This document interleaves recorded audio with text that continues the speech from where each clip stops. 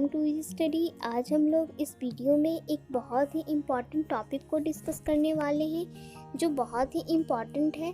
Friends, हरित क्रांति को आज हम लोग अच्छे से डिस्कस करेंगे, जो भारतीय अर्थव्यवस्था और साइंस दोनों में ही कॉमन टॉपिक माना जाता है। तो चलिए फ्रेंड्स स्टार्ट करते हैं। फ्रेंड्स, आज हम लोग हरित क्रांति से रिलेटेड सारे पॉइंट को जानेंगे। नंबर 1, हरित क्रांति के जनक कौन है। नंबर 2, भारत में हरित क्रांति के जनक कौन है। नंबर 3, हरित क्रांति क्या होता है। और लास्ट में हम लोग जानेंगे हरित क्रांति का विस्तार कैसे कैसे हुआ। इन सभी तथ्यों को हम लोग बारी बारी से समझेंगे और देखेंगे। तो चलिए फ्रेंड देखते हैं सारे पॉइंट्स को।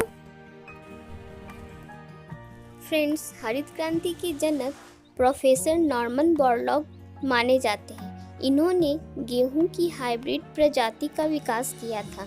वहीं पे अगर बात की जाए इंडिया की, भारत की, तो भारत में हरित क्रांति के जनक एम.एस. स्वामीनाथन को माना जाता है।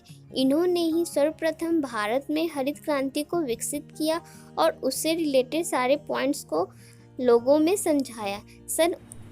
अब हम लोग हरित क्रांति को समझते हैं। वर्ष 1960 के मध्य में स्थिति और भी दयनीय हो गई जब पूरे देश में अकाल की स्थिति बनने लगी। उन परिस्थितियों में भारत सरकार ने विदेशों से हाइब्रिड प्रजाति के बीज मंगाए।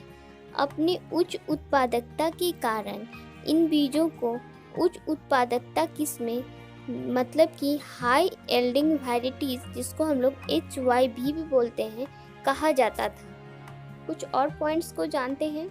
सर्वप्रथम HYV को वर्ष 1960 से 63 के दौरान देश के 7 राज्यों के 7 चयनित जिलों में प्रयोग किया गया और इसे गहन कृषि जिला कार्यक्रम, मतलब कि इंटेंसिव एग्रीकल्चर डिस्ट्रिक्ट प्रोग्राम, जिसको हम लोग IADP भी बोलते हैं, नाम दिया गया।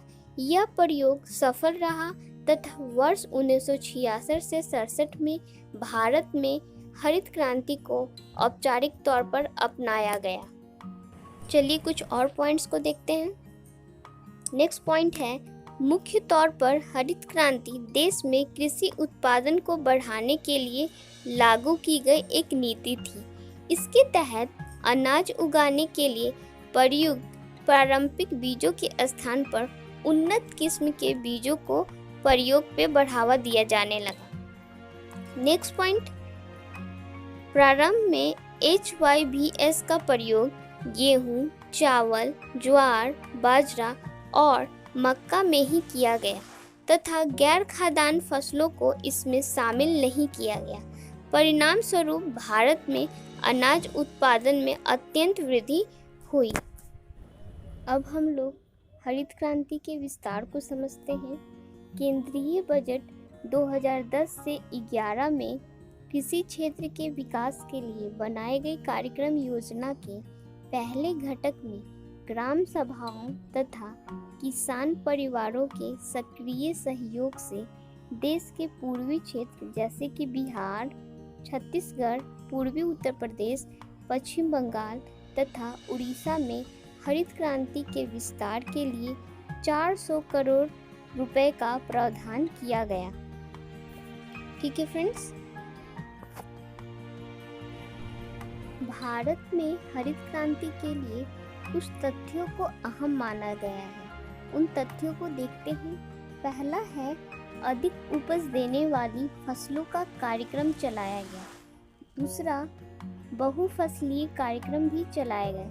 तीसरा है, लघु सिंचाई की व्यवस्था की गई। चौथा है, रासायनिक खाद, उन्नत बीज भी उपलब्ध करवाए गए। नेक्स्ट है, कृषि यंत्रीकरण को बढ़ावा दिया गया और कृषि शिक्षा और शोध भी उपलब्ध करवाए गए। लास्ट है, फसलों का भी बीमा करवाया गया।